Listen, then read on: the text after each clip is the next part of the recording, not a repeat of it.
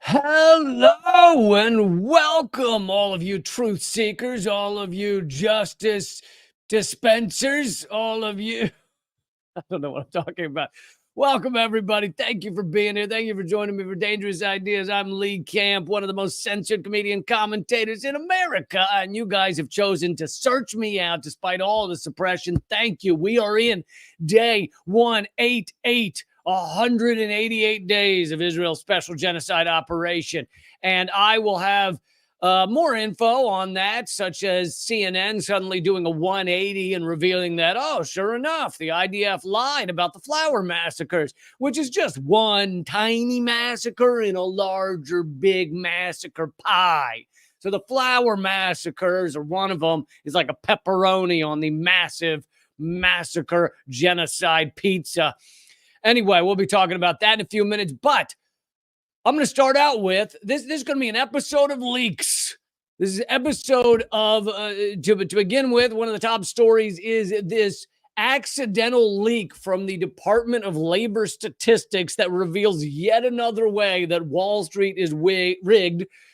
Maybe wigged as well, but, you know, because they lose the hair because of all the cocaine they do. But Wall Street is rigged yet another way, but this reveals it in an email that they did not mean to get out to people. I'm going to get into that leak, but then also we have information on how 15 U.S. agencies knew about the creation of a COVID-19 like virus in Wuhan with U.S. help and funding, and they covered it up. So that's come out as well. But all right, let's start with this labor statistic. And by the way, everyone, please click share, click thumbs up. I continue to be heavily suppressed and censored, but thanks to you, we are growing. And thanks to the tens of thousands who watch every one of these episodes around the world, please share this, click subscribe, click share. But okay. Now, this is from the New York Times, but the New York Times, of course, is kind of sugarcoating the wording. They're saying it in a little bit of a nicer way. And their job when something like this happens, when you have a leak from the Department of Labor Statistics that reveals how Wall Street is rigged, how these sociopaths manage to bilk and suck and tear away all of our hard-earned money, our hard-earned lives, our hard-earned labor. The job of the New York Times is to say, oh, yeah, that thing happened, but it's not as big as you thought it was. It doesn't really tell you anything that important. It's not a big, you know what? Oh, fluey. So here is their article. And they say the title is Email Mistake on Inflation Data Prompts Questions on What is Shared. Oh, is it questions, New York Times? Is one of the questions it prompts? How are you guys so ridiculously corrupt? Is that one of the questions? Prompts questions. That's how the New York Times covering for something when they, in the title, they're like, we're wondering some things about this. So it says one afternoon in late February, although this is just coming out now, came out recently. One afternoon in late February, an employee at the Bureau of Labor Statistics sent an email about an obscure detail in the way of government calculations and inflation and set off an unlikely firestorm. Economists on Wall Street had spent 2 weeks puzzling over an unexpected jump in housing costs in the consumer price index. Now, something we need to put in here is Wall Street goes through all this data with a fine-tooth comb because they're gambling on all of this data. They're gambling on what corporations are going to do, what housing corporations are going to do, and what Americans are going to do, and whether Americans can afford homes. All of that is being gambled on in every which way, sometimes 3 ways removed. It's like I'm gambling on the people, gambling on the people, gambling on whether Americans will pay their mortgage next month. It is just straight up gambling. And so they go through all these numbers with a fine-tooth comb, not because they care about anybody, but because they are enriching themselves by gambling on these statistics. And so they couldn't understand why there was this jump in housing costs. And so they're contacting, because these are the top firms. These are the billionaires of our society, hedge fund managers, etc. They're contacting our government, which they essentially own, and saying, what's going on here? Why are these numbers jumping? And they actually get a response, whereas you and I, we wouldn't get a response. Anyway, but In an email addressed to quote unquote super users, The Economist explained, this is an economist in the Department of Labor Statistics, so working for the US government, explained a technical change in the calculation of housing figures. Then, departing from bureaucratic language typically used by statistical agencies, he added, quote, all of you searching for the source of the divergence have found it. Now, if you read this, it's easy to go, who cares? It's a guy in a U.S. government department sending an email saying, here's what happened with the numbers. Not a big deal, right?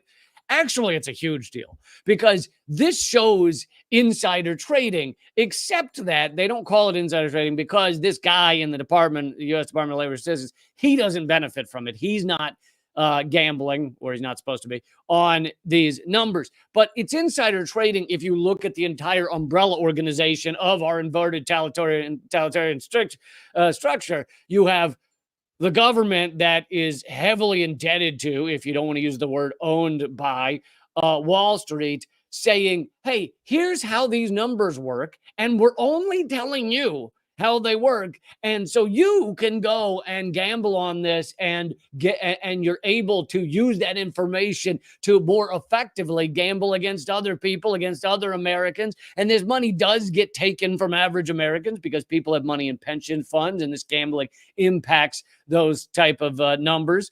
And so this email only went to, I think they say 50 or so recipients.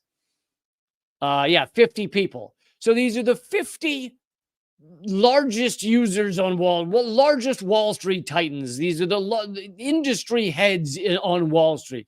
These are people and companies with billions upon billions of dollars, if not trillions, like BlackRock.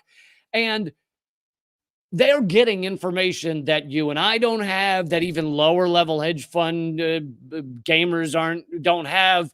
I like using the term like gamers and gambling and stuff because that's what it is. Let's stop acting like they're managers. Oh, they're the professional class because they rob all of us via their casino called Wall Street. So this goes out to these quote unquote super users. And the fact that he has an email group called super users means this is probably not the first time that the Department of Labor Statistics has sent out an email to these super users, to the people who own our society, saying, here's how to game the system. Chief economist at Pantheon Macroeconomics, a forecasting firm, Ian Shepherdson, he said, quote, I nearly fell out of my chair when I saw that, unquote. Huge swaths of Wall Street trade securities are tied to inflation or inflation rates. But the universe of people receiving the email was tiny, 50 people, the Bureau of Labor Statistics later said. It had an immediate impact. People asking, what is this information and how can I get my hands on it? So basically, then you have all of the lower level people on Wall Street scrambling to get the information that had been emailed out to these super users. About an hour and a half after the email went out, the Bureau of Labor Statistics sent a follow-up and said, quote, please disregard that email below. Please disregard the accidental leak we just put out to everybody. Please disregard that email below. We are currently looking into this data, and we will have an additional communication soon regarding the housing data. And so for investors and government watchdogs, the episode raised several questions. Was the government sharing sensitive information with a secret list of super users? It's not a question. It was in black and white. You can see it. Yes, they were. They absolutely did. And it seems quite obvious that this seems to be something that is fairly usual for them, is to send out information to super users, or else they wouldn't have had an email group called super users. And how did people get on this list? When a statistical agency interacts with private sector economists and analysts long a routine practice, it risks giving them a leg up in forecasting and betting. So what New York Times is covering, like, it raises some questions, is actually a deep revelation about the gaming, the corruption of our system, about how our government is tied to and is part of and is part and parcel to Wall Street, and how Wall Street is able to extract so much wealth out of the American people, while your average people, both, those who don't have money in stocks, like myself, we of course we're not getting these advantages. But then you have all the people that actually are betting on Wall Street, and they're below that super user level, and they're also getting duped or gamed because they're not at the top, the tippity top of the top of the oligarchs of our society. So this is a huge revelation by an accidental leak in the U.S. Department of Labor Statistics, and the New York Times writes it off as it raises some questions, And what do you want to bet? The New York Times never comes back to answer those questions, do they? That's another way the New York Times runs cover. Our mainstream media runs cover for the corruption that we're seeing across the board. They say, oh, this raises some questions. We will never answer them again. That is the end of what we talk about here. We said there are questions and goodbye. So that's how New York Times deals with it. I mean, I will bet you all the monies that they do not come back and say, oh, turns out woefully corrupt. Turns out Wall Street's a Ponzi scheme. Turns out Wall Street is really just designed to enrich the tiny tippity tap of the government and the nation.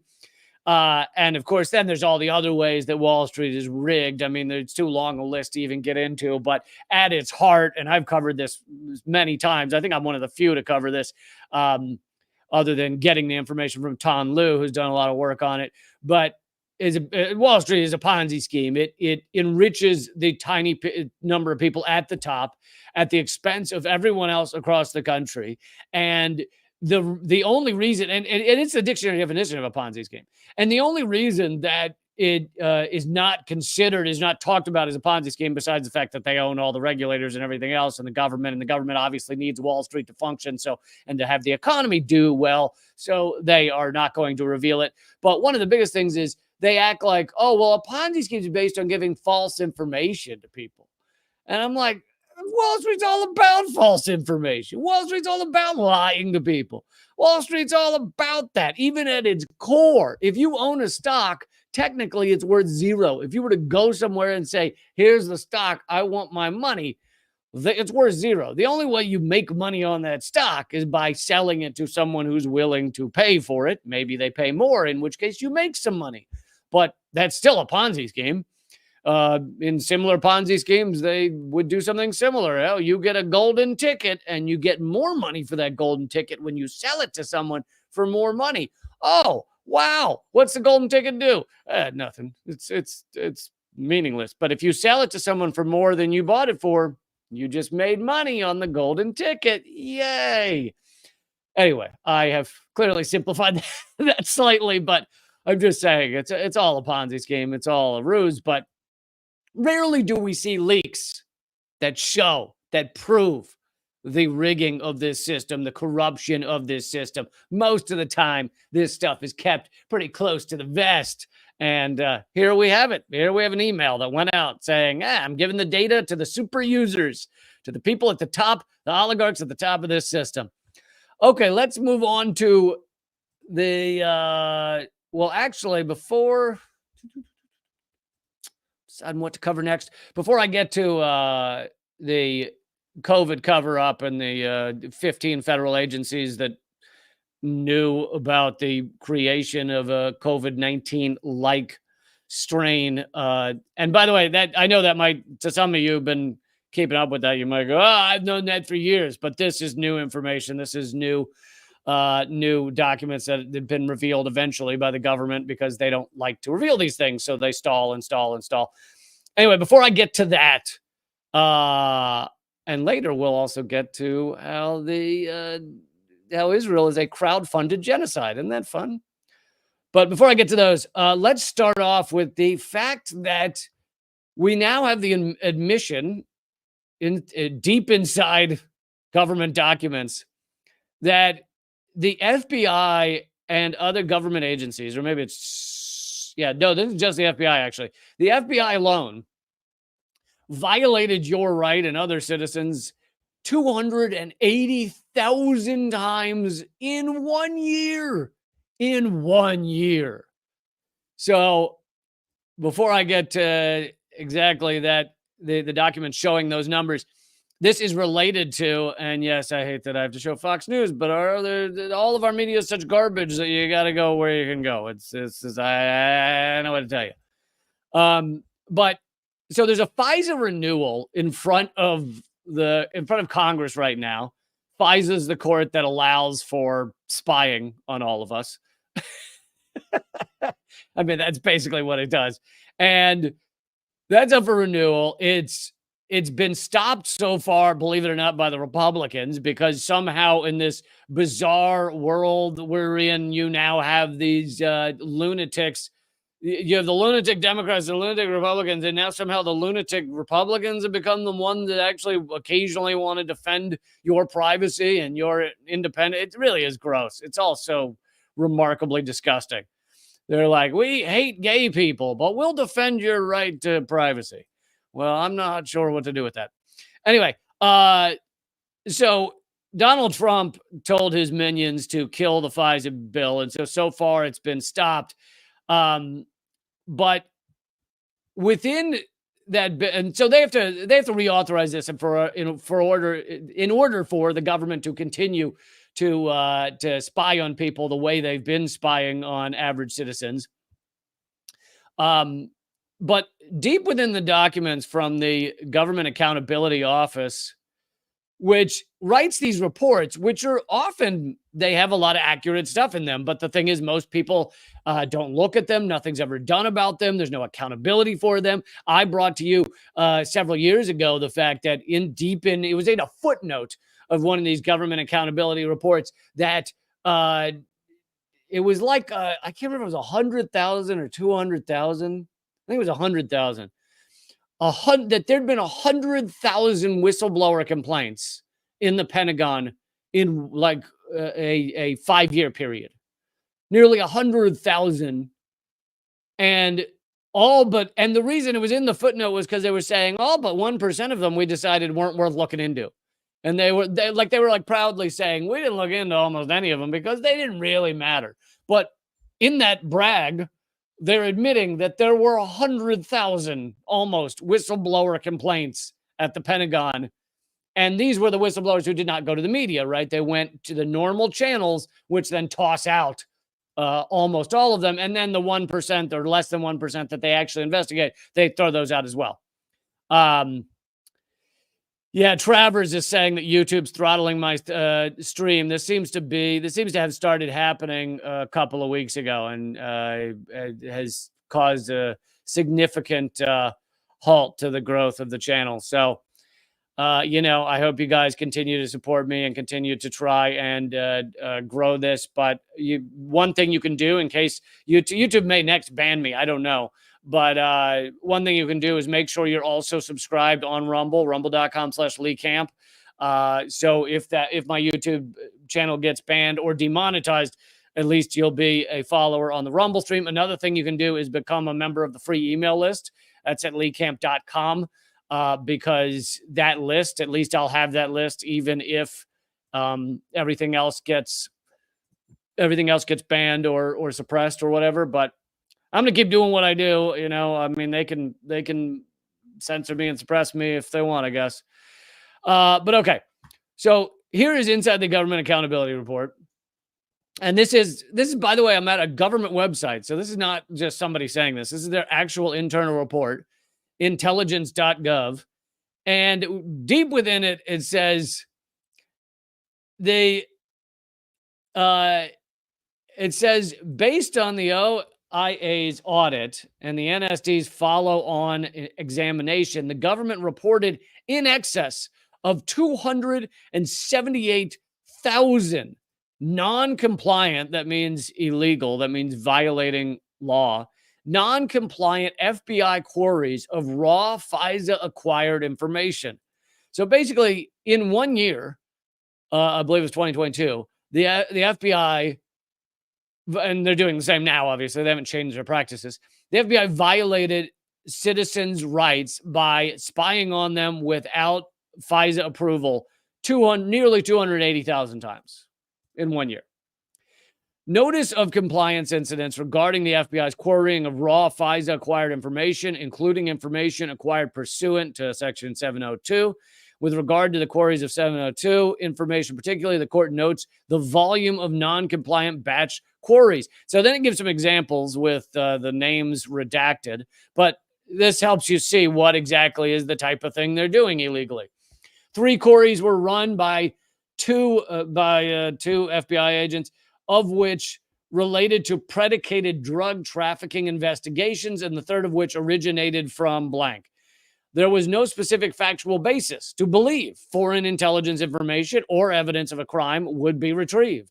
So this means the FBI is surveilling people illegally, claiming that, oh, it's connected to foreign intelligence. That's the only time they're allowed to, that's one of the only times they're allowed to view somebody's data, go violate the privacy and view their data, is if they go, oh, well, it's a foreign intelligence information gathering where we think they're dealing with foreign governments, etc. So we are going to, and in this example, which I'm sure is indicative of many of these examples, they had no reason to believe it had anything to do with foreign intelligence. They just want to spy on people.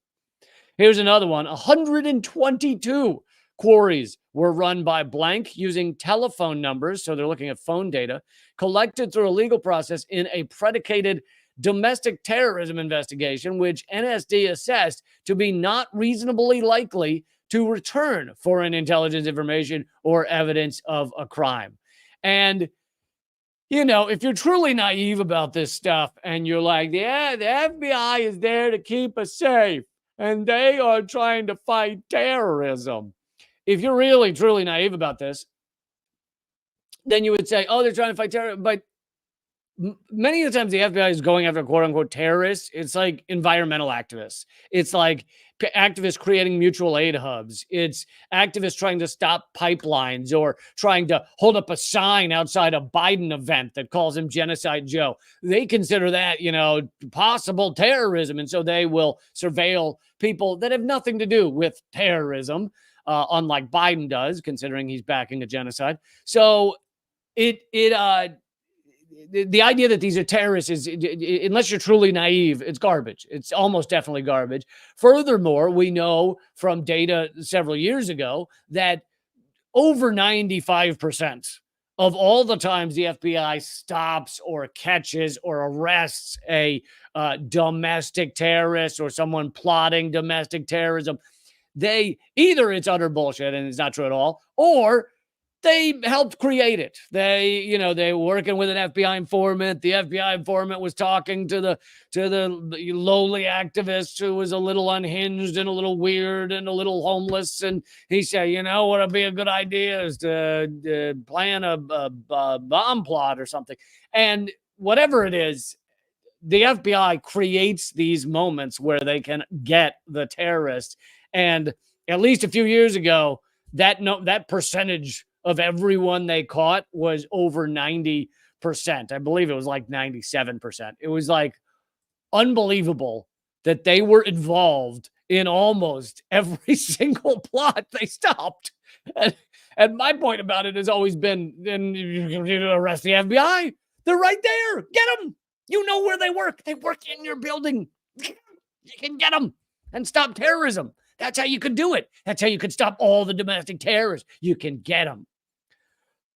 But so anyway, this is new information about the fact that it is 278,000 violations just by the FBI. There's no doubt there is equal, if not more, violations by other intelligence agencies like the CIA, NSA. I remember the article from a few years ago where it came out the NSA employees were spying on ex-girlfriends and things. That was NSA, not FBI. So this is 278,000 just by the FBI, not even the other ones.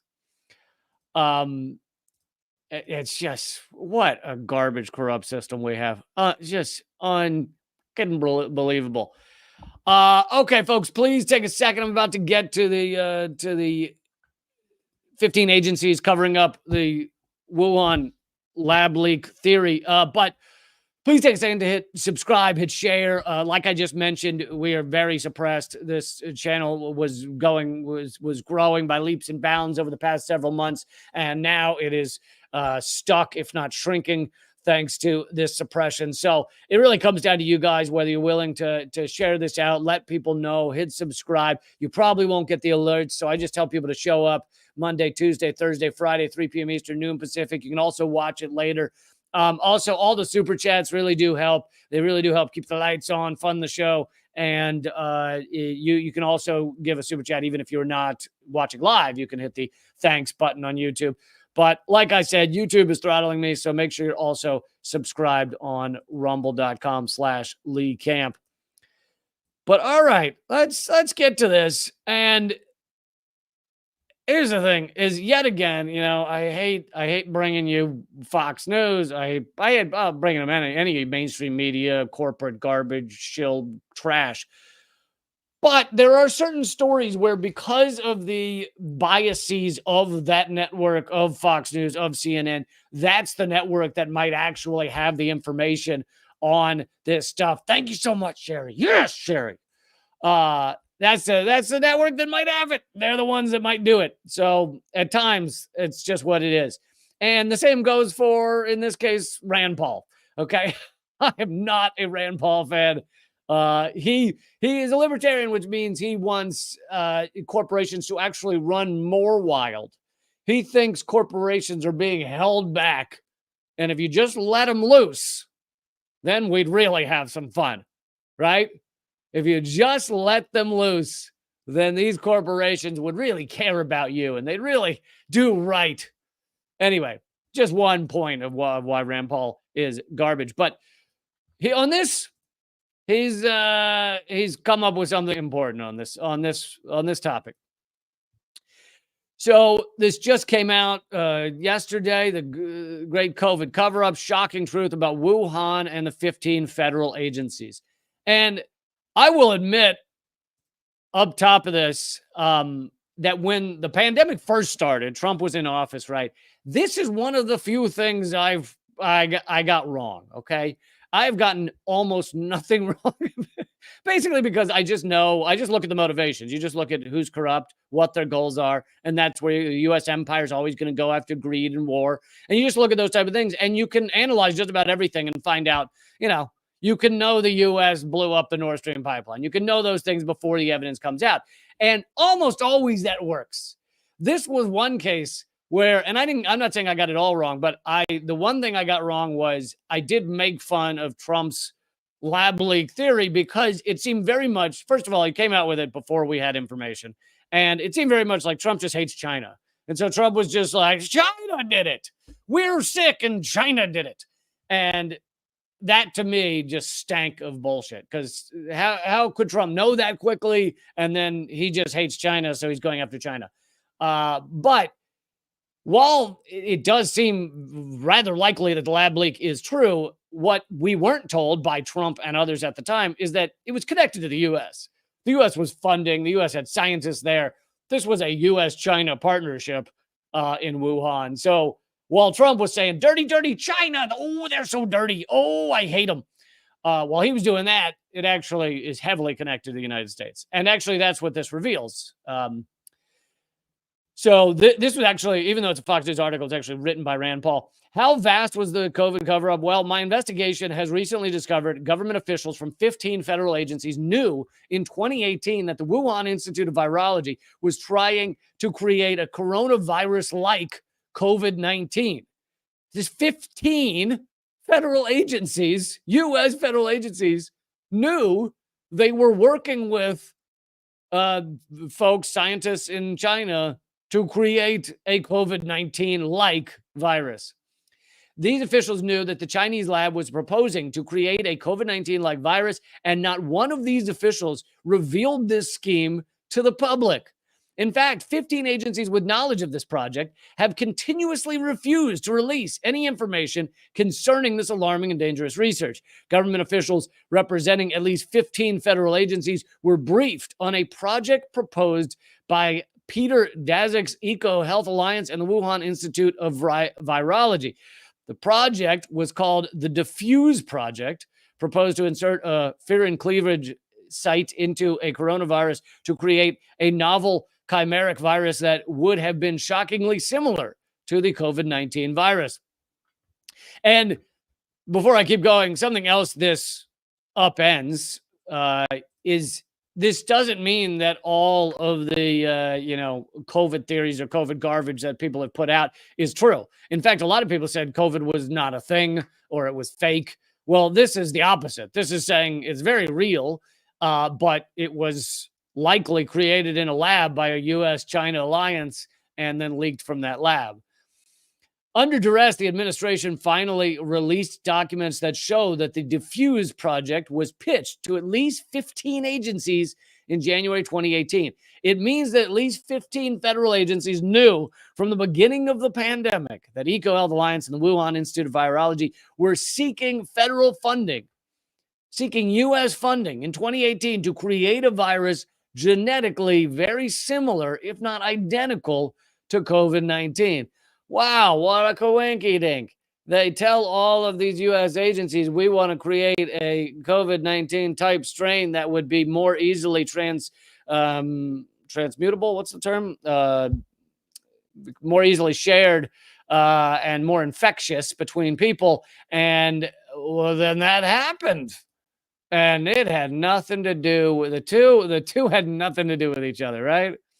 Disturbingly, not one of these 15 agencies spoke up to warn us that the Wuhan Institute of Virology had been pitching this research. Not one of these agencies warned anyone that this Chinese lab had already put together plans to create such a virus. Not surprising to some of us, Dr. Anthony Fauci's National Institute of Allergy and Infectious Diseases was not only briefed on Wuhan's desire to create this virus, NIAID was actually listed as a participant in the initial Diffuse pitch. So this National Institute of Allergy and Infectious Diseases was part of the pitch to these federal agencies. Fauci's Rocky Mountain Lab was named as a partner alongside the Wuhan Institute of Virology in the proposal. These documents also reveal that a scientist whose lab has received millions of dollars from EcoHealth was also part of the original plan to create these chimeric coronaviruses.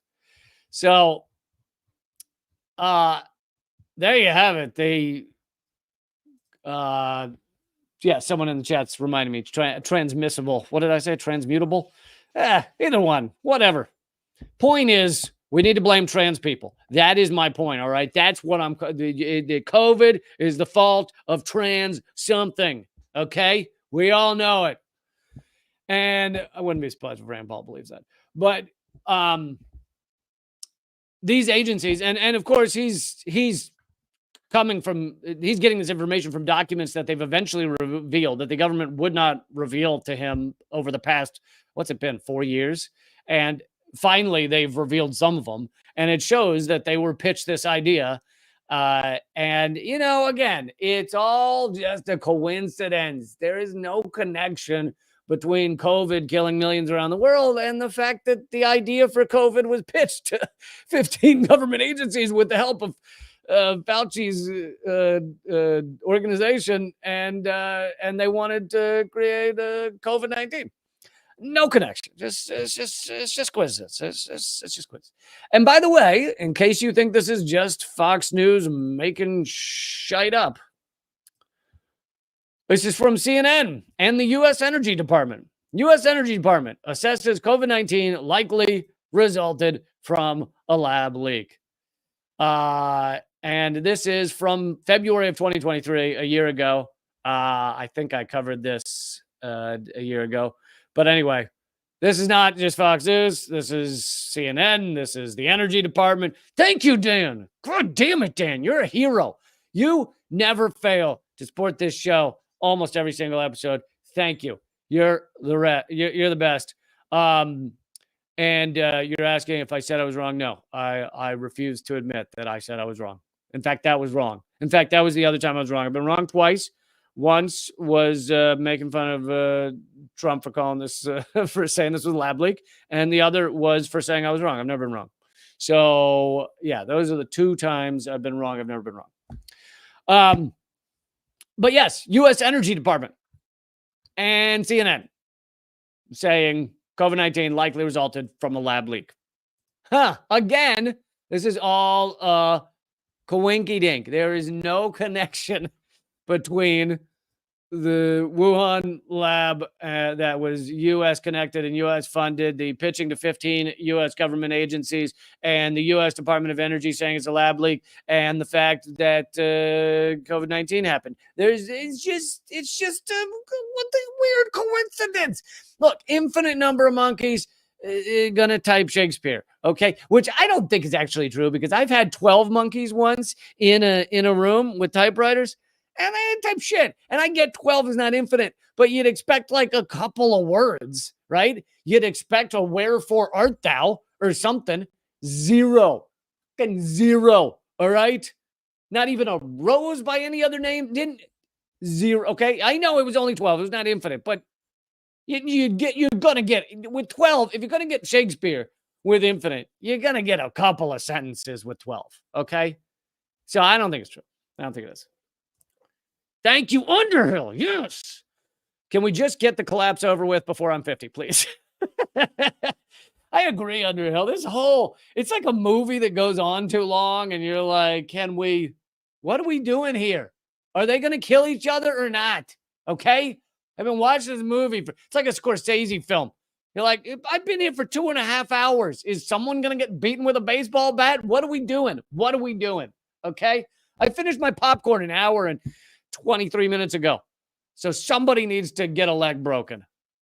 And it's just like the anticipation, right? It's too much. You're like, can we just move it along? But yeah, I want to reiterate that saying that this likely started from a lab leak, that the U.S. was connected to it, that the U.S.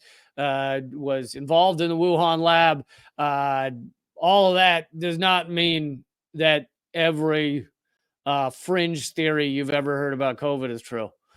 So, I like to wait for. I like to have information when I make judgments. Okay, let's keep moving here. And thank you so much to all of you who are supporting this show. Like I said, we are fighting suppression every goddamn day. Let's talk about how Israel's special genocide operation is a GoFundMe. It's a crowdsourced genocide. It may be the first crowdsourced genocide in history.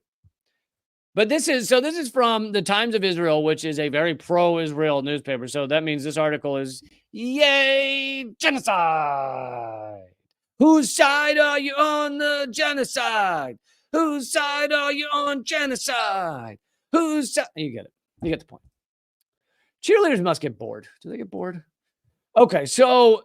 But the donations to Israel, and again, they're talking about this positively, the donations to Israel since October 7th have topped $1.4 billion, the government reports. $1.4 billion from, that's not including U.S. aid and various countries sending aid to have it be a U.S.-backed genocide. That's not including the weapons shipments that Biden sends every 36 hours. Every 36 hours, bombs go from the United States to Israel to be dropped on children. Every 36 hours. This is a U.S.-backed genocide, but it's also a GoFundMe genocide. Not to blame GoFundMe, because they're not actually involved, but...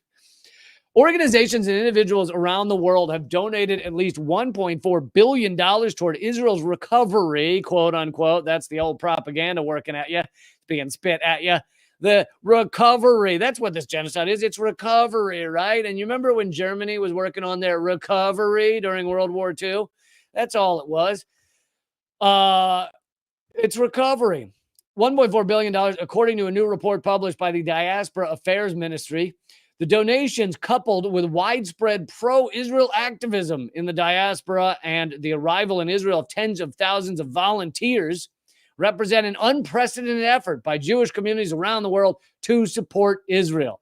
And this is some more propaganda. They're trying to say, oh, this is just Jewish communities that are doing this. In fact, most, I don't know the exact percentages, but more than half of the donations to Israel actually come from evangelical Christians. They actually send more money to Israel than Jews around the world. And most of you already know this, but that's because evangelical Christians, many of them believe that all of the Jews, my people, have to be in Israel in order for the end times to come about, at which point those Jews will burn in hell. So these evangelical Christians want to help Israel by sending money to help their recovery so that Israel can keep growing, and then we can all burn in hell. So it's nice to have a friend. It's nice to a friend in need is a friend indeed, right? So that's what evangelical Christians are for Israel. Anyway,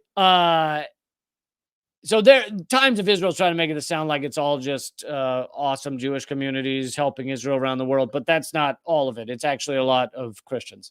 There are more Zionist Christians in the United States than there are Jews around the world. This article then continues, when accounting for inflation, the total donated is more than American Jews gave to Israel in response to the Six-Day War in 1967, but less than they gave 6 years later in the Yom Kippur War. And, that's largely because these type of money streams were not fully set in place in the early years of Israel.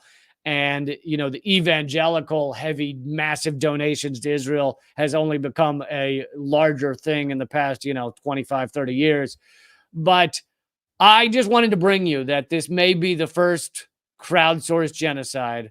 So luckily, there are people around the world who say, I don't want to be left out of this genocide. It's FOMO, fear of missing out on genocide. I don't want to be left out. And so I'm going to send a few bucks over there to help make sure that the ethnic cleansing gets complete. Maybe I'll give in kind. I'll send some mops, some Cleano for Mr. Clean to facilitate the ethnic cleansing. But all right, let's get to, speaking of ethnic cleansing and genocide, let's get to our Secretary of Defense. He was just in front of Congress. He's being questioned by Jim Jordan, and you'll notice, who's a right winger, and you'll notice Jim Jordan is basically saying to him, there's no genocide in Israel, right? Right? There's nothing. Because Jim Jordan loves this genocide. Big fan. Been a fan since the beginning. Long time listener, first time caller. And anyway, so he's very excited to get the Secretary of Defense to say this is not a genocide. These are not war crimes. And the Secretary of Defense is excited to do that for him. Secretary Austin, thank you for acknowledging in response to Senator Wicker that Hamas committed war crimes on October 7th and has been committing them every day since by using human shields. Let me just jump in right there. The whole human shields thing it's just remarkable garbage. Israel, we've learned from Project Lavender, the AI program, that Israel waits for Hamas militants, but many of them may barely be connected or not connected to Hamas at all. But anyway, waits for them to get home to bomb their house and kill their whole family. So it's actually the reverse of human shields. Israel waits for them to have innocent civilians around them before bombing them. So that is Israel creating civilian innocent casualties, creating human shields. Israel actually is doing that. And we learned that about Project Lavender just recently. I brought it to you a couple episodes ago. And lavender, I've said for years, is one of the most egregious things in the world. I mean, it smells like shit. There's other flowers, folks. There's other flowers. Anyway, and now it's involved in genocide, which I've been arguing for years.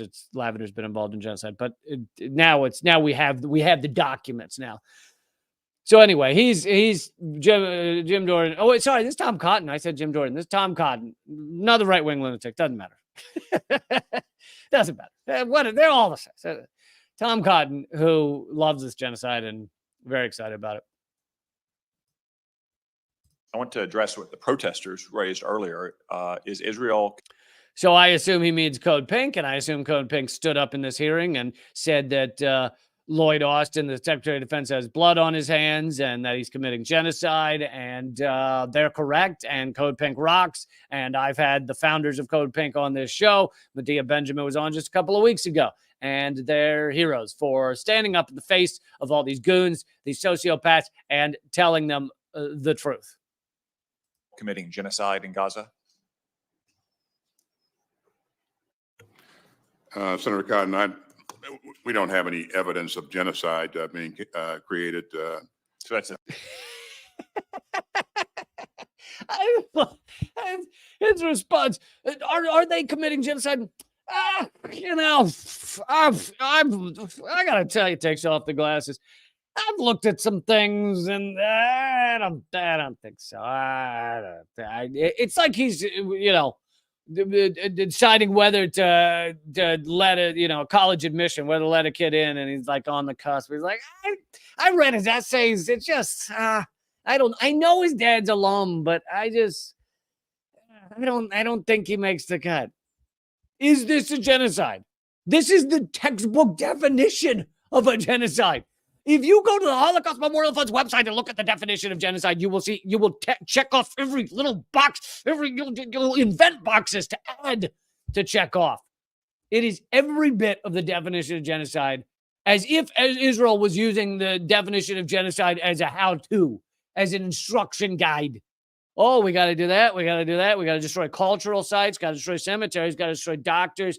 Got to just kill children. Got to kill the next generation. Got to arrest and imprison thousands. We got to destroy the media to make sure they don't see that we're committing genocide. It's like an instruction book. And here is the Secretary of Defense going, I don't know, genocide. No, I don't. Probably not. Yes, probably not. All right, let's see that again. Senator Cotton, we don't have any evidence of genocide being created. So that's a no. Israel's not committing genocide in Gaza. We don't have evidence of that. I love how he tries to make it more assertive, because his answer was, it's on the cusp. It's genocide-ish. He's like, it's kind of little genocide-y. But then Tom Cotton's like, so that's a no. Say no. Say no. Thank you. Yeah. Better than Director Burns and Director Haynes did last month at the Intelligence Committee when they dodged that question. Yeah, I wonder why they dodged that question. Oh, because the answer is yes. The answer is obviously. The answer is not even a question. The answer is shut up, you dumb question. Because it's so obvious. So obvious. And that's why they dodged it. You stand accused by those protesters of greenlighting genocide. Would you like to respond to that accusation? He's like, I don't even work that hard, so I haven't really greenlit anything. I might have watched it happen. I don't know. What I would say, Senator Cotton, from the very beginning is that we committed to help assist Israel in defending its I'll keep playing it, but let me clear this up for everybody. If you ask someone, have you supported or approved a genocide? And their answer is, so I have, what had happened was, okay, so I had assisted, if that's their answer, then the answer is yes. Like, if they can't just say no to have you assisted genocide, and they can't just go, nope, like, then the answer is yes. It's like asking if someone stole something and they got the stuff sitting there in their jacket and hanging out of the pockets, and they're like, did I steal the clothing and the tools and the things that happen to be on my person at the moment? So okay, I went into the store. Stuff was falling into my pocket. I mean, if he can't just say no, then the answer is yes. That we committed to help assist Israel in defending its territory and its people by providing security assistance. And I would remind everybody that, you know, what happened on October 7th was absolutely horrible. You know,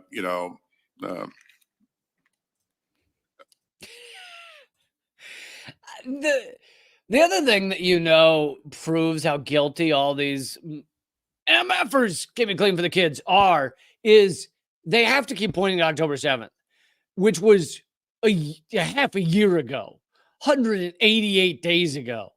And they have to keep pointing to that day when 1,200 people were killed, many of them by the IDF, probably over half by the IDF. And they have to keep pointing to that because that's all they can, like, it's been genocide every day since then, and they just have to keep go, but October 7th, which even the New York Times reported Israel knew about for a year in advance, which the IDF was involved in a great deal of the killing, which all the evidence has been shredded and buried of October 7th, which many of the grossest and most horrific stories have all been proven to be lies. But yeah, let's keep pointing to October 7th. Numbers of Israeli citizens killed, and then a couple of hundred Israeli citizens taken hostage. American citizens as well. American citizens as well. So notice they only talk about the hostages Hamas took, not the 10,000 hostages Israel has right now. Also, they don't talk about the fact that many of those hostages have now been murdered by Israel. Israel has killed many of the hostages that Hamas had been holding. Also, Israel doesn't actually want the hostages back because they want this ethnic cleansing. They want to kill these people. But let's give you one other aspect, which I don't think you're going to hear mentioned during this questioning. Lloyd Austin, longtime member of the board of Raytheon. Raytheon, big weapons contractor with Israel. They work closely with Israel. In fact, they co-created the Iron Dome system, Israel's famed Iron Dome system. It was part Raytheon.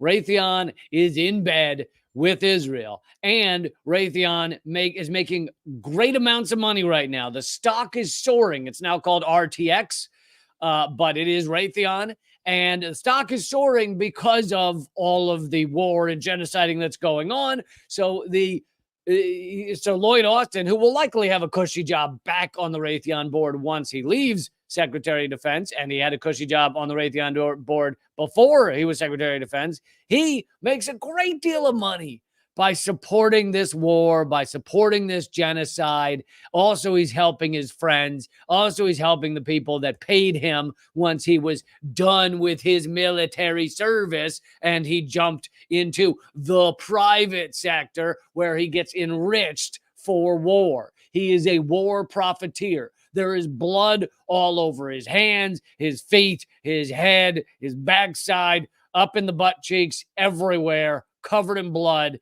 And that's who he is. And of course, none of that will be mentioned. And I'm only talking about the U.S.-backed genocide in Gaza. I'm not even getting to all the other bombs and war that the U.S. is involved in.